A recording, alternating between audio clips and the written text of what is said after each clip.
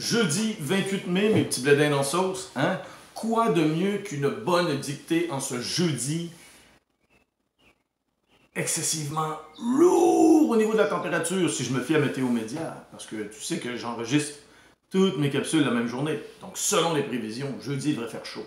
Assez chaud, là, pour que si tu avais, par exemple, un épi de maïs avec toi, il deviendrait du popcorn, du maïs soufflé. Légende urbaine, bien sûr. Est-ce que ça existe? Peut-être. Mais une chose est certaine. Ta dictée aujourd'hui s'intitule Le maïs. Et n'oublie pas d'écrire maïs comme il faut, sinon c'est comme si tu écrivais M-A-I-S. Donc écris maïs comme il faut. Le maïs, c'est parti. Le maïs est aussi appelé blé d'Inde au Canada. Le maïs est aussi appelé blé d'Inde. Rappelle-toi que dans d'Inde, c'est pas le turkey, l'animal. C'est de l'Inde. Donc d'apostrophe avec Inde, avec un I majuscule. Bravo, tu es jeune. Le maïs est aussi appelé blé d'Inde au Canada. Point. Phrase suivante. C'est une plante herbacée. C'est une plante herbacée tropicale annuelle, virgule. C'est une plante herbacée tropicale annuelle. 3 termes à mettre au féminin, exactement. C'est une plante herbacée tropicale annuelle, virgule. Largement cultivée comme céréale, largement cultivée comme céréale, pour ses grains riches en amidon. Oh yes, ça c'est compliqué. Amidon. C'est comme ami, ami, puis tu rajoutes don. Donc je te répète ça. Largement cultivé comme céréale, pour ses grains riches en amidon, virgule, mais aussi comme plante fourragère, point. Mais aussi comme plante fourragère. Si tu cherches dans le dictionnaire fourragère, il est sûrement un peu plus loin que four. Fourragère. Point. Phrase suivante.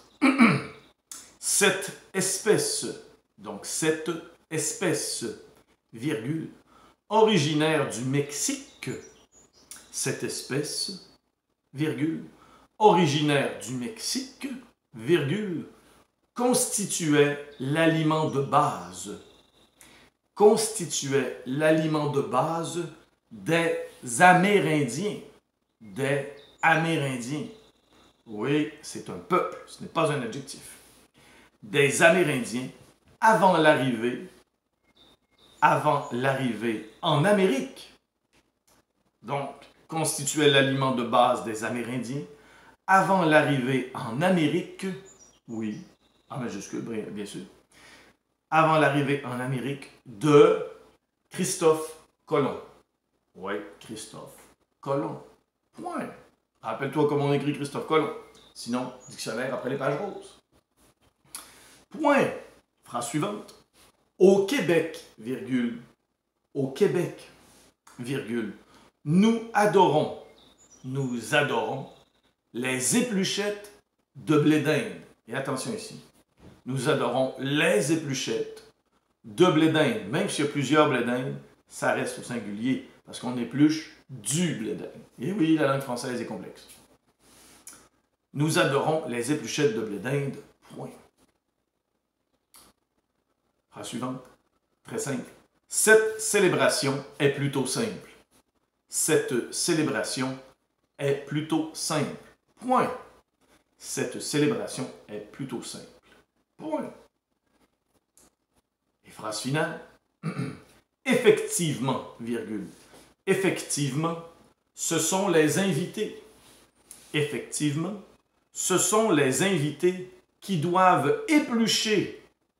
Ce sont les invités qui doivent éplucher les épis de maïs. Ce sont les invités qui doivent éplucher les épis de maïs pour ensuite, virgule, pour ensuite les déposer, pour ensuite les déposer, pour ensuite, virgule, les déposer dans une marmite. Pour ensuite, virgule, les déposer dans une marmite pour qu'ils puissent bouillir pour qu'il, on parle des épis de maïs, donc au pluriel, pour qu'il puisse bouillir. Point d'exclamation. C'est ce qui met un terme à ta dictée sur le maïs. Numéro 2 maintenant, fil des temps, le Québec vers 1900. 5 vrais ou faux. Très faisable. A. Vrai ou faux? Vers 1900. La population à la ville est plus nombreuse qu'à la campagne. Vrai ou faux? La population à la ville est plus nombreuse qu'à la campagne. B. Vrai ou faux? La production laitière est devenue excessivement importante. Vrai ou faux? C. Vrai ou faux? Le clergé continue de plonger sa population dans le passé. Vrai ou faux?